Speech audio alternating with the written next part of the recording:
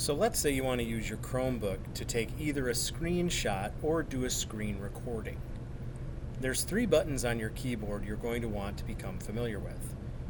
The first two you probably already know about. That would be the control button or the control key and the shift key.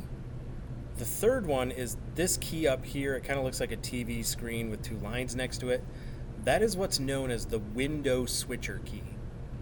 And if you press those three buttons at the same time, you will activate the screenshot or screen recording tool in Chrome.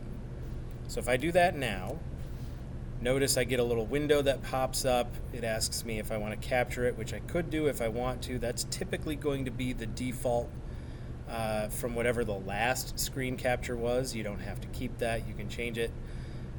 But you do want to understand what these buttons mean at the bottom. So this picture of the camera right now, that will allow me to take a screenshot. Basically grab a picture of whatever's on the screen.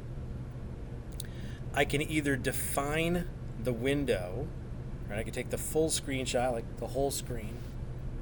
I can define the window, or I can take just a screenshot of whatever is in a specific window. Now, whichever one you want, there's going to be some settings that you can control. Right? Since I am on take an image, I can determine where do I want this image to save to. Do I want it to save to downloads or a specific folder? If I want to change the folder, I can select a new folder. If you choose the camera, you can basically record your screen. That's what I'm using right now to make these videos. And you can do the same setting. You can record either the whole screen, just a portion of the screen, or one window. And then you will also have some settings that you can play with there to send the video to the specific folder you want, or the image to whatever folder you want.